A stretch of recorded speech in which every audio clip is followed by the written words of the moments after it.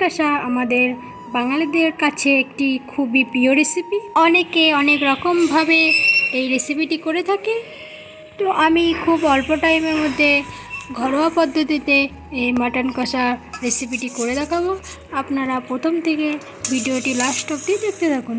আমি সুস্মিতা, আপনারা দেখছেন হোম কুক সুস্মিতা সিংয়ের চ্যানেল। তো আপনারা যদি চ্যানেলে নতুন হয়ে থাকেন তবে অবশ্যই চ্যানেলটিকে সাবস্ক্রাইব করে রাখুন, একটি লাইক কমেন্ট করতে ভুলবেন না। তো চলুন দেখে নেওয়া যাক আজকের মাটন কষা রেসিপি।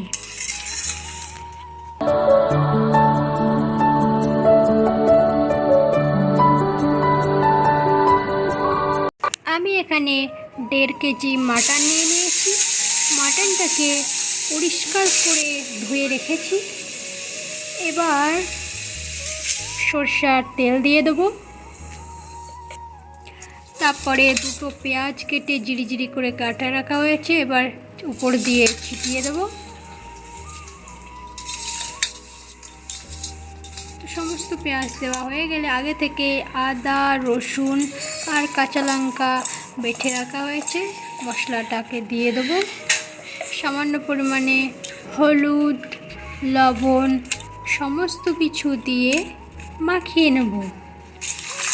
হাতের সাহায্যে ভালো করে মুষ্টিয়ে নেব যেন মশলাগুলো মাটনের গায়ে ভালো করে ঢুকে যায়। এবার উপর দিয়ে কাশ্মীরি লাল মির্চ ছিটিয়ে দেবো, স্বাদ মতো লবণ দিয়ে দেবো, দিয়ে সমস্ত কিছু আরও একবার মিলিয়ে মিশিয়ে নেব।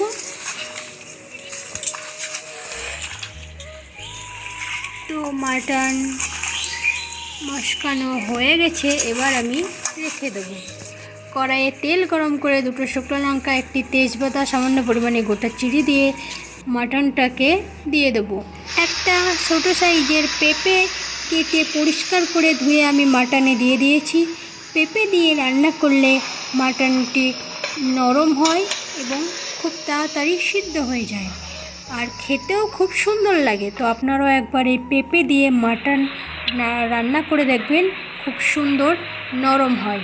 অনেকে তো সিটি মেরেও সিদ্ধ করে নেয়, কিন্তু প্রেশার কুকারে সিটি না মেরে আপনারা একবার এই পেঁপে দিয়ে রান্না করে দেখবেন, খেতেও সুন্দর লাগে আর খুব নরম হয়।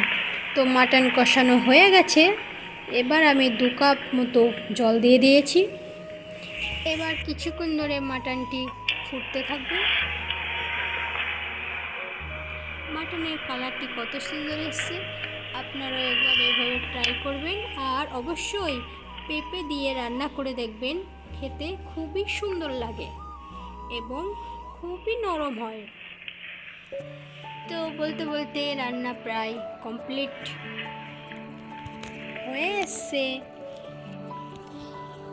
তো আমাদের মাটন কষা সম্পূর্ণ রেডি হয়ে গেছে। আমাদের রেসিপিটি যদি আপনাদের ভালো লেগে থাকে অবশ্যই একটি লাইক, কমেন্ট এবং চ্যানেলটিকে সাবস্ক্রাইব করতে ভুলবেন না। আমাদের মাটন কষা রেডি। ওয়াও, কালারটা কত সুন্দর এসছে। আপনারা একবার এইভাবে ট্রাই করুন, অবশ্যই ভালো লাগবে। ভালো থাকুন, সুস্থ থাকুন, সাবধানে থাকুন আর দেখতে থাকুন হোম কুক সুস্মিতা সিংয়ের চ্যানেল। আর আমার চ্যানেলটির পাশে থাকুন এবং সাপোর্ট করুন। ভালো থাকুন, সুস্থ থাকুন, টাটা, বাই বাই। আর দেখতে থাকুন হোম কুক সুস্মিতা সিংয়ের চ্যানেল। Bye bye. নিয়ে চলে আসবো নতুন একটি রেসিপি।